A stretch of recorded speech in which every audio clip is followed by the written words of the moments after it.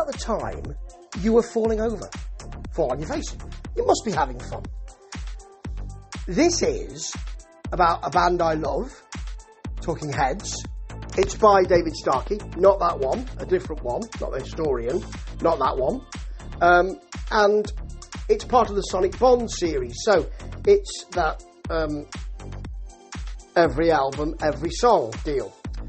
It's also called On Track, isn't it? Now, I get quite a lot of these to review for the magazines I write for, particularly Fireworks, and I'll pick and choose the rock ones and then have a look at the others. This is available on Valentine's Day. Oh, thank you. What I've always wanted. Just what I've always wanted. And it's a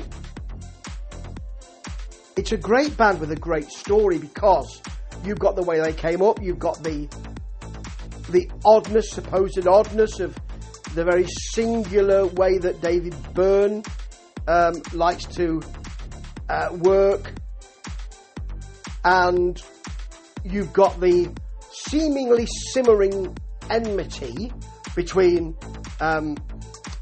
David Byrne and Tina Weymouth and Chris Frantz, who of course are married and are really one unit and are the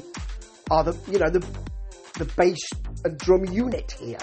And in the middle you've got Jerry Harrison, haven't you?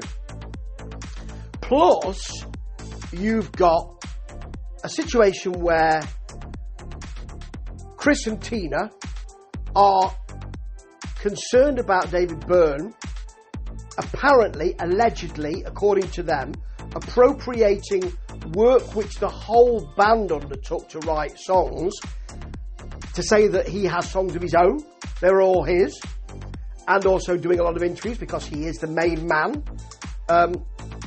There's a big simmering enmity around that, but when they had a break, of all of the band members who released solo albums, and they all did, the Tom Tom Club, Tina and Chris's band were by far the more influential and by far the more successful. So you've got that as well. And I'm not quite sure that Mr. Starkey really gets to the nub of that. I mean, it's difficult, isn't it? Because you could make this quite prurient, couldn't you, and tabloidy. Oh, and then guess what happened? Oh, and guess what the hotel maid found, allegedly. If you're not familiar with that story, have a look. David Byrne, hotel. Just put that in.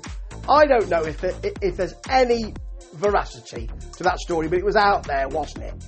So, let's put it this way. Something smells funny about it. Ho ho. Anyway,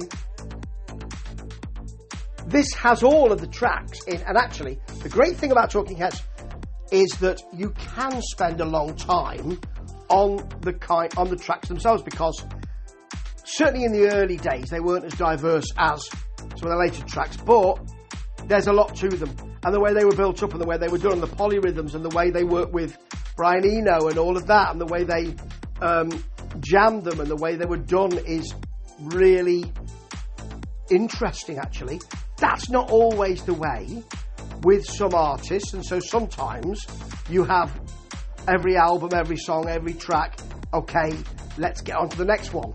It's just the way that this rather excellent and interesting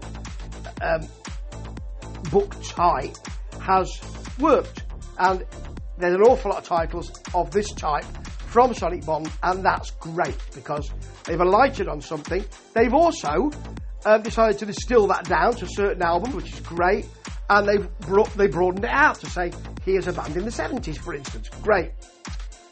So,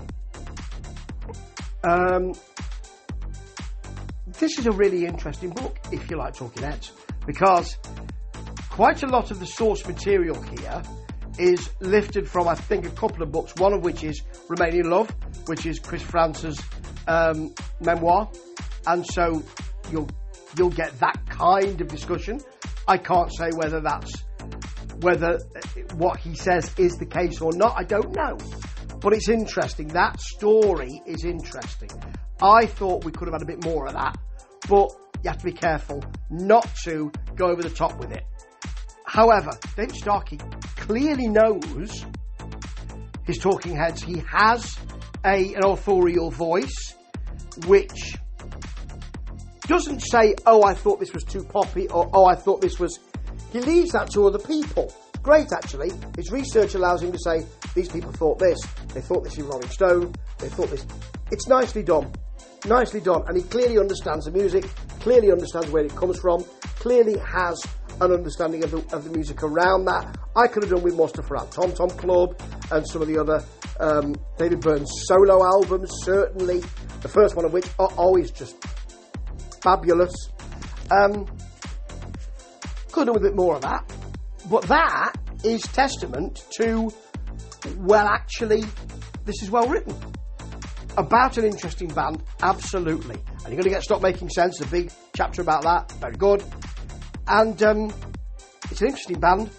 And that solo album, actually, was only 2 years after the last solo album. The name of this band is Talking Heads. Anyway, I digress. It's a good piece of work. It's a good band. It could have given you more. But that will only make you go out and buy that memoir and buy the albums if you don't know, won't it? And that is what a book about a band and music should do. Well done, Mr. S. Well done, Sonic B. I'm going to have to go and listen to Talking Heads' Little Creatures again now. Ta-ta.